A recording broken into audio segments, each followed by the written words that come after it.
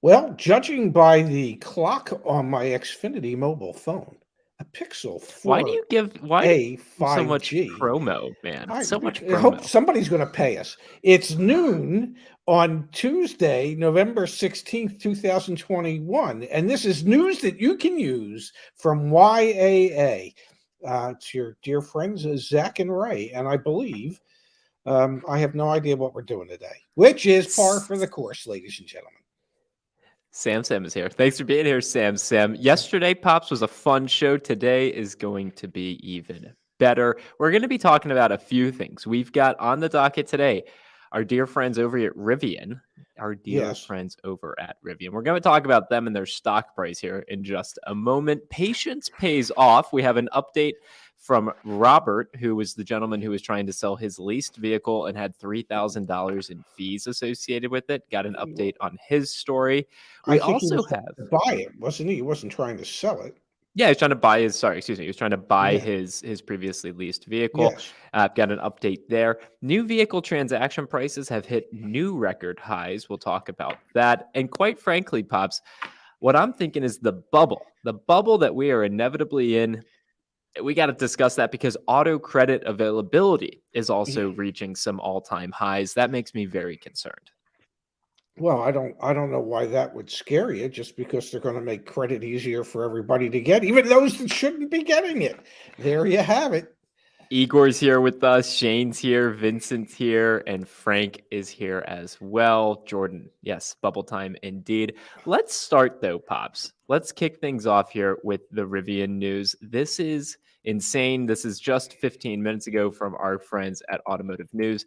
Rivian IPO stokes up new round of EV mania on Wall Street. Shares in Rivian have doubled in a week, and the EV company is now worth more than Volkswagen. Wow, why didn't we buy any Rivian stock? Dad, why don't we ever take, like, damn it, man. How are they worth more than Volkswagen? They're worth more than Ford, GM, and Volkswagen. This is truly insane. Because as somebody tried to explain to me, okay, they represent the future, and those legacy manufacturers represent the past.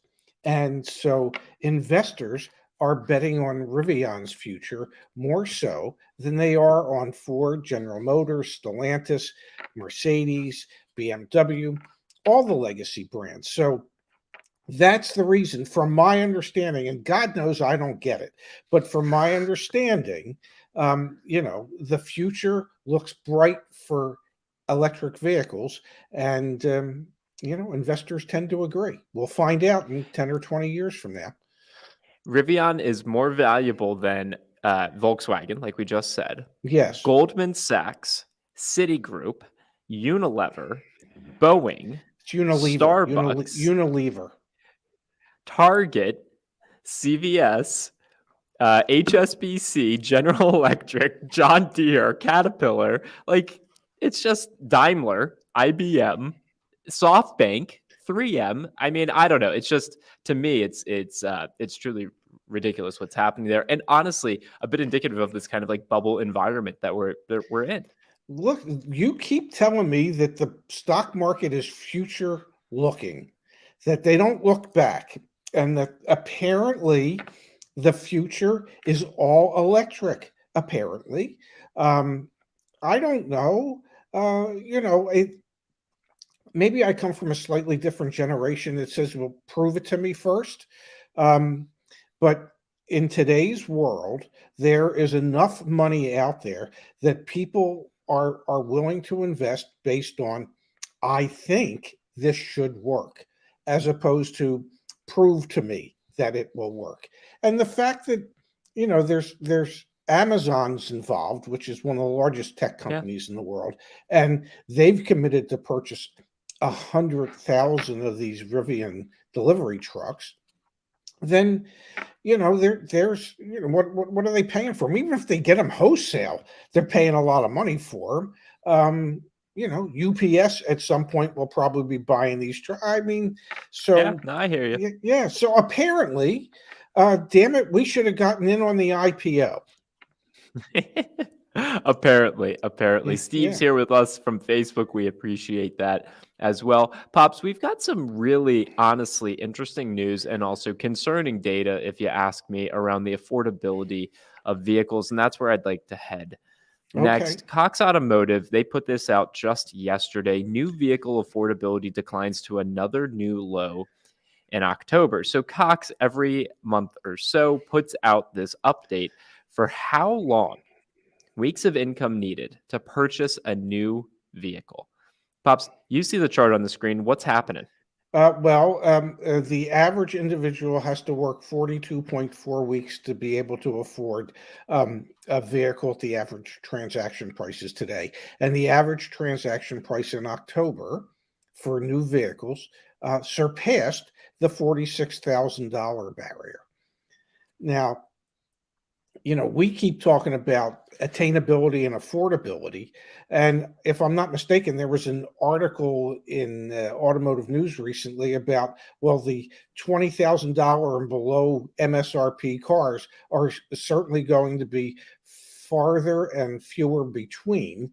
And They're that extinct. market, yeah, pretty much, yes. They've gone the way of the Tyrannosaurus Rex, in that they will become extinct, and 100 years from now, people will find fossils and go, "Oh my God, that looks like it might have been a Chevy Spark." So this is truly remarkable. New car prices used to, I mean, we can pull the chart back up, but they used to take about 32 to 34 weeks worth of earnings to purchase. Yes, And we're at 42.4. That's what this chart is showing us here. That's uncharted territory. As far as Cox can go back, we've never seen that before. And for the new vehicle transaction price, the average transaction price, let me pull this back up on the screen so everyone can see this. I mean, we talk and we joke sometimes about my dad and I, we don't have a college education, and we joke about slope. Okay, well, the slope of this line, yes, you don't need to have a college education to see that it's big. Like the yeah, increases are remarkable. It's truly yeah, remarkable. that is the Mount Everest of new car average transaction pricing, and at a certain point, you're going to need a Sherpa to help you reach the summit, apparently, in the future. There were a few other things that were fascinating in this report from Cox on average new car selling prices. Let's read it out here. The average new vehicle is now selling well above the manufacturer's suggested retail price. That should be no surprise to anyone who's been following the channel for a Yes, while, with the average transaction price clocking in at 2% over MSRP in October. In other words, buyers were paying an average of $800 over sticker price last month in October 2019, excuse me, so pre-COVID. Transaction prices were roughly 2,300 below MSRP, and we can see the amount of incentives as a yes. percentage of the average transaction price, which typically would be around 10%, are now at 4.3%. And it's worth mentioning, Pops, we have it actually back on the website. I'm going to pull it up real quick. Resource. Yeah, it's literally right here. These new cars that you're paying 2% over MSRP aren't even coming with all the features. GM removing their heated and ventilated seats, BMWs without touch screens, Porsche with manual seat controls. Like, we're paying more and we're and getting getting less. and we're getting less, yes. And more and more people have accepted the fact that they're going to pay MSRP or more in order to get a vehicle. When just 2 years ago, the average was you were paying $2,300 less than MSRP. The only thing that has changed is that there is less vehicles available because of the supply chain issues and mostly the microchip shortages. It has caused a situation where inventory levels are at their lowest in years, and demand, even though it's probably not as strong as it could be, it is still strong enough to outstrip supply. And whenever that happens, you go ahead. I was going to say, and why is demand still there? And this is what gets me concerned, because access to credit, Yes. access to financing, like, what the heck is going on there? And that's what I'd like to transition to, is like, people realize that they shouldn't be paying over MSRP for things. People realize they shouldn't be paying for a used vehicle more than its original MSRP was. But when you can get someone to finance it for you and the interest rate's super low, it's like, okay, I'll do it. Yeah, but what's happening, even with cheap interest rates, they keep extending the terms. And what I mean by that is more and more lending institutions are offering 84-month financing. I am certain that 96-month financing, which would be 8 years, ladies and gentlemen, is not that far behind. When I started in the business in 1977, the longest term at that time for most people was 24 months. 24 months, 2 years, you would have your car paid off. And you know what? The car would last 2 years, maybe even 3 or 4. Okay. Today, probably the average term for a loan is approaching 72 months. That's 6 years. And as Igor says, 96 months is already here. So I mean, yeah, cars are better than they've ever been, but are they going to last as long as it's going to take you to pay them off? Are they going to last 8 years? And if they're at 96 months now, then 9-year loans at 108 months and 10-year loans at 120 months can't be all that far behind. It is just absolutely crazy what banks are willing to do in order to keep it so that payments can remain somewhat affordable. I hear to that. Let's hit on two things before we dive into the credit spectrum and what's happening there. Also, back on this Cox Automotive report, they had the price change for new vehicles broken down by manufacturer, and you can see the year over year here. GM, Mitsubishi prices, Honda prices, Mercedes-Benz, Stellantis prices, Toyota prices, all up 15% or more year over year. And even just month over month, Pops, Stellantis products are up nearly 6%. Wow. This is truly unfathomable what's happening. Let's transition, like you were saying, over to the credit side of things. Again, this is from Cox. They put out the auto loan access index, essentially, and you can see what's going on here. We're back over the 100 threshold, which is traditionally where we've been in the midst of COVID and during the pandemic. The access to available credit went down considerably, but we're back to the highest levels we've been at all in 2021. And access, it says over here, the all loans index increased 1.6% to 100.5, reflecting that auto credit was easier to get in the month compared to September. Access was looser by 6.8% year over year, and access was looser by 1.3% compared to February of 2020, looser being less requirements to get the credit. And those numbers will only continue to go up, even if it's because the manufacturers are begging the lending institutions to make credit easier for people so that they can continue to buy these vehicles at inflated prices. It is we are approaching the territory where the average person will become an indentured servant to the banks and the automobile manufacturers. They will work simply to be able to pay for their cars and trucks, as opposed to being able to take some of their earnings and use it for other things, because the cost of cars and trucks is astronomical as a percentage of someone's income. It entirely is. We've got Igor here in the chat saying balloon financing is back, already being offered as well. Here we go. More credit upside down situations where people are going to end up to suffer. Pops, can you speak to, I mean, you worked in the dealership during the Great Recession, 07, 08, 09. Yes. Talk about that experience. Talk about some of the things that you saw there. And what parallels do you see with what we're experiencing right now? Well, it was different in the Great Recession because sales dropped, because people were upside down. People were losing jobs. Today, people are quitting jobs because they just don't like the people they're working for or the conditions in which they're working. in the P.S. Great We're hiring, so if you yes, want to work with us, yeah, we're hiring. and in the Great Recession, people were losing jobs, not because they wanted to lose jobs. So that was a completely different time. I mean, I saw at the Acura store when I was running that when I left, our sales were off 50%. Within 3 or 4 months after I left, at a store where we averaged 100 new car sales a month, they were down to in the 15 to 20 new car sales a month range. So business was off 80 to 85%.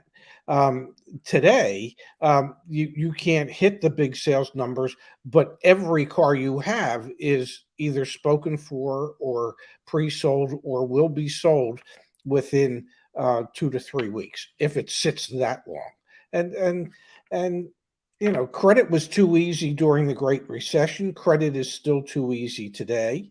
Um, and terms are just getting longer and longer. I'm telling you, the people are just going to work to pay off their credit, not for any other good reason in life. I hear you loud and clear, Pops. We've got David in the chat saying, I work as a developer if you guys need some help. And David, I just put in the chat our link to our careers page. Like, yeah, come join us. We need help.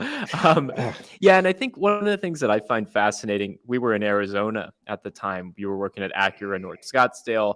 And I remember, and especially as I've read about what happened in '08, it was access to credit that really led to the downfall. I mean, people would be refinancing their homes and taking cash out and then putting that towards things. And well, they could do it because the home was worth more, but was it really worth more? And I see some parallels with where we are right now. And it makes me concerned because we don't really know what the outcome of all this supply shortage is going to be. I mean, we still have skyrocketing used car prices. We have manufacturers and automakers who are saying this is technically going to be the new normal. We're going to give you less supply.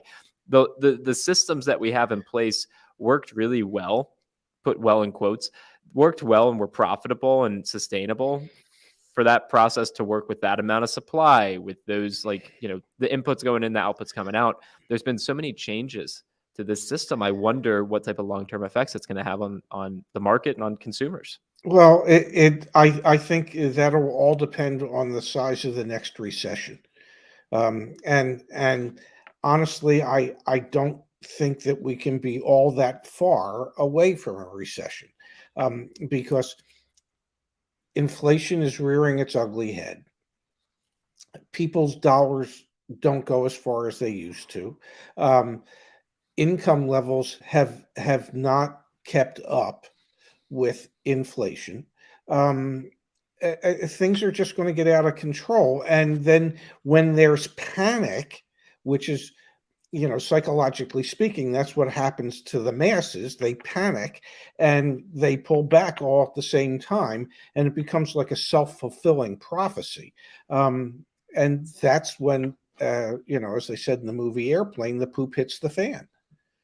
Yep, yep. All right, let's and we've got Igor saying inflation is almost at 7%. Now, if you've been following the channel, we all know it's way higher than that. Yeah. There's no way. And this is actually a perfect segue. Let's talk a little bit. I know we didn't cue this up, Pops, but it's something where we're super familiar with. Our friends over at Black Book, they just published, this is literally like 20 minutes ago, the market insights for this most recent week. Let's talk about used car prices. Up another 0.5 point across the board here. So it's the same story going on there. The thing here, no sales increased at the auctions this past week due to sellers raising floors and buyers exercising caution around lower condition units. We're finally starting to see some pushback at the auctions, like less cars being sold because people are saying, hey, I want too much, but hey, you're trying to sell me something that's a clunker. This is a leading indicator of inflation. I still can't believe it was like, what, 2 months ago where the September numbers weren't that bad for inflation. And I kept hearing different people in the news and in media saying, yeah, because used car prices have started to come back down. That was such BS. We've been tracking this week over week. Used car prices, wholesale and retail, continue to skyrocket. And if I'm not mistaken, this is the 11th week in a row of increases, and this is the time of year when the wholesale values typically decline. Historically, they have declined the last 6, 8, 10 weeks of the year, and this is unprecedented that at this time of year we would still continue to see rising wholesale and retail used car prices. And that just speaks to the continued shortages. And I'm sure Igor can speak to it, and others as well, that the quality of the vehicles that are being offered keeps going down because there's only so many vehicles out there. Dealers will put just about any amount of money in any pre-owned car just to get their hands on a pre-owned car, whether it's to try and retail it on their lot or to try and make some money on it when they take it to the auction. I'm going to read directly from the Black Book report, and then we got to touch on something else here, Pops. Volume in the lanes, that means that actually ran across the lanes at the auction, appears to be slightly up this week as dealers, fleet companies, and manufacturers work to clear out vehicles at increased prices before end of year. More buyers are headed to the lanes to stock up for winter sales events and start preparing for the spring market. With new inventory essentially being pre-sold due to build-to-order sales strategies, newer used inventory continues to be a hot commodity, invoking consistently stiff competition among franchise dealers, independent dealers, and rental companies. The weekly average sales rate has been fairly consistent over the last few weeks, but it's starting to drop because sellers have continued to raise floors. This is important, even on damaged or lower quality vehicles, and buyers have some hesitation since demand is unknown and parts for repairs are largely unavailable. That's what I also wanted to hit on there at the end. Parts. That's not just affecting, buying cars. The parts to actually repair a vehicle are harder and harder to find, and the delays there to get them are through the roof.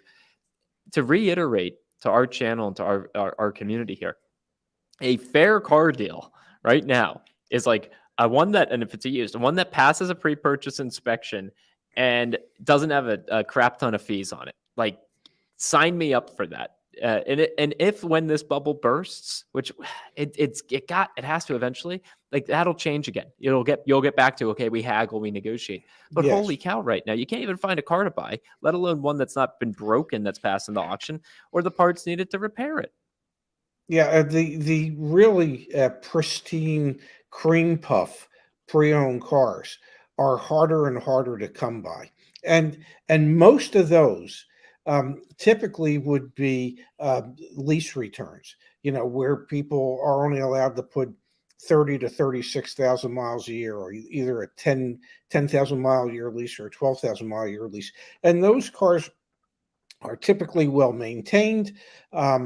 And in good shape when they come back. And so those are low mileage used cars that dealers can't get their hands on because the lease customers are buying their leases at the end because they're buying them for 25 to 35% below the current market value of the vehicles. So to find that cream puff is just becoming harder and harder.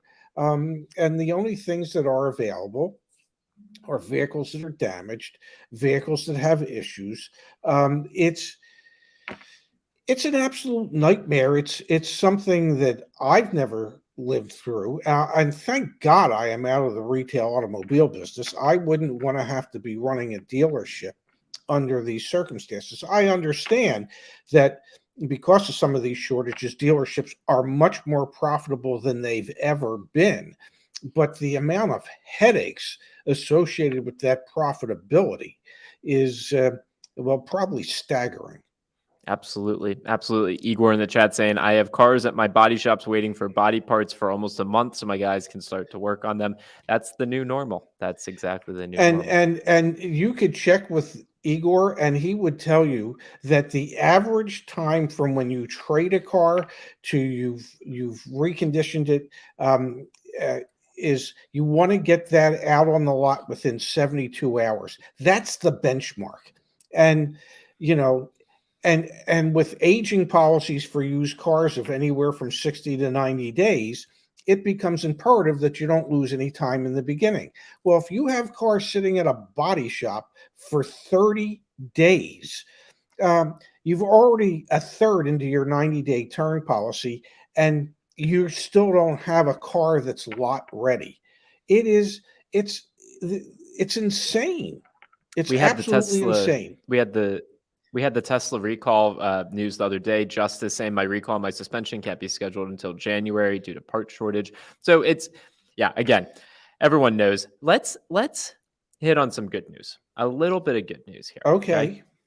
We had been talking about on the channel recently. There was a gentleman named Robert. He has his Cadillac XT5. He was the gentleman who wanted to buy out his lease, okay, at the residual value, but the dealership added $3,000 in stuff. Okay. This is in Florida and obviously through GM. We told Robert, hey, you don't have to buy it from that dealership. Unfortunately, in the state of Florida, you do have to buy it through a dealership. Contact other GM dealers in your area and see if you can find someone. I've got a success story. I've got a happy ending here of sorts. Robert sent a note in to us directly, and it said, I saw your video talking about my issues with my XT5 lease return. Thank you so much for your advice. The $1,200 certification fee that the other dealership was charging was for a 1-year additional warranty, which is what we had picked up on, Pops. I've contacted another dealership, and their fees are a $789 dealer fee and $400 for the tag fee. I'm going to work with that dealership instead. So it went from $3,000 in stuff that you got to buy to about $1,200 in Yes. stuff, saving $1,800 just by contacting multiple dealerships. Kudos to you, Robert. Thank you for letting us be a part of this to help you go in that direction. And shame on dealers that are not, and I understand dealerships want to and are entitled to make some money for having facilitated this, but it is set up in a way that the consumer has no choice other than to go through the dealership. And that doesn't mean just because the consumer has no choice that you get to add on bogus fees and charges so that you can make additional money. There's nothing that says you can't sell him that vehicle at the residual value, charge him a reasonable dock fee. If you charge him $500 just to process paperwork and charge him whatever the plate fees are, you've made $500 that you shouldn't have had. It doesn't have to be $3,000. It's $500 in found money, and you've kept your customer happy, which might mean he will continue to be your customer again in the future.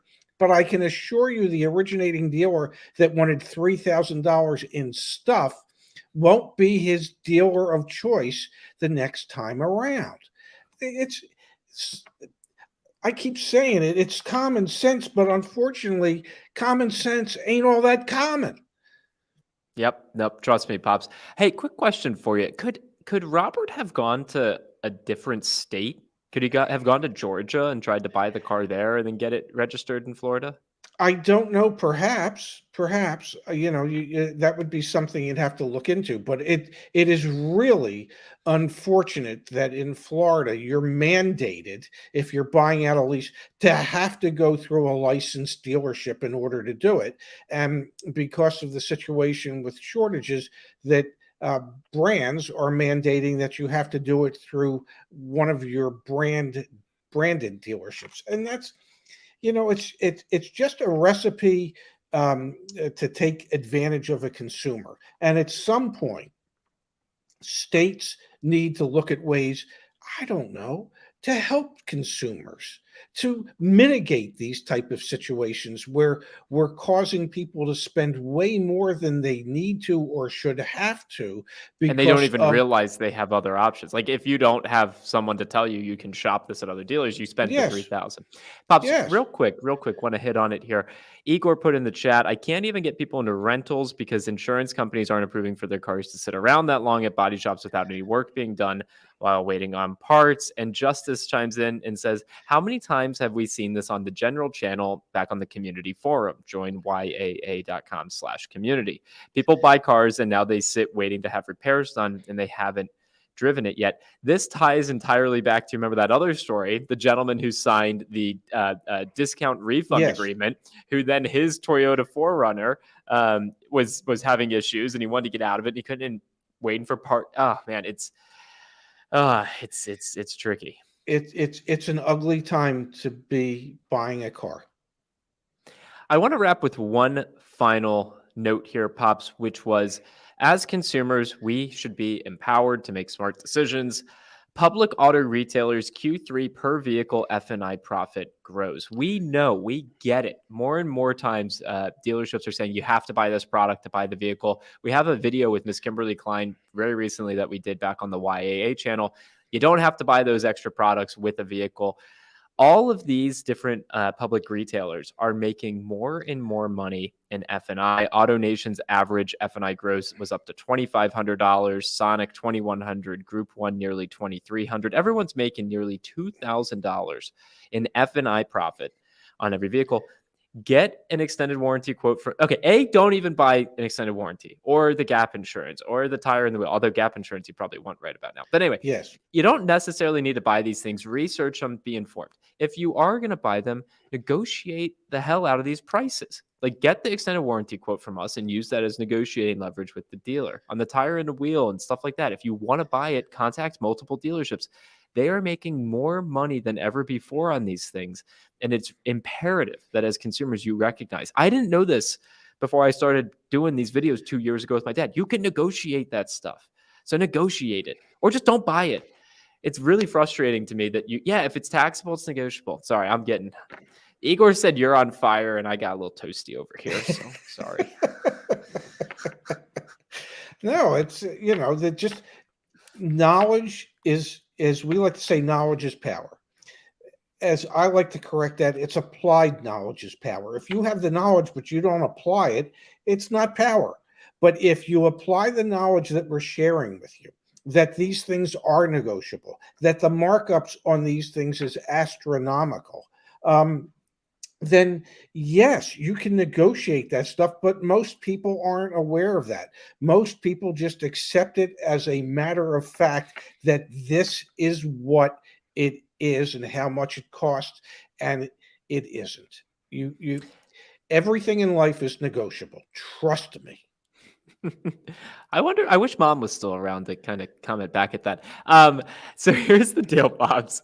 Yeah. We have, final note, we've got a YAA presence that'll be at the LA Auto Show coming up next week. Super excited about that. So let us know in the chat or comment back on the community or on this video. Let us know. We've got some team members that are going to be there, Justice, potentially Space as well. And Pop's got my gear spinning. We should go to an auto show and we should be doing a live stream from one of these big auto shows. You and me, we should interview some people. So let us know how you think about that and what you want to see from the LA Auto Show, and we'll do the best we can to get some materials from that. Maybe it's a shame we're not going to be in Vegas during SEMA. Yeah, it really is. Isn't that happening like right now, or didn't that happen recently? I don't know. It used to be in like January, but whatever. Who knows? Take me somewhere to an auto show. Sure. Yeah. Awesome. Yeah. Well, all right, Pops. I appreciate your time as always. Feel like we covered our bases here today. Thank you for everyone for coming over to the Ray and Zach channel. Thank you to everyone that listens to the podcast afterwards. Leave us those reviews. We really appreciate them. Any final thoughts from you, Pops? No, just looking forward to what do you say? Doing this again tomorrow. Wait for it. Now you say yeah, buddy again. I didn't hear it the first time. Yeah. Anyway, all right. I love you, Pops. I love you too. I'll see you later. See you.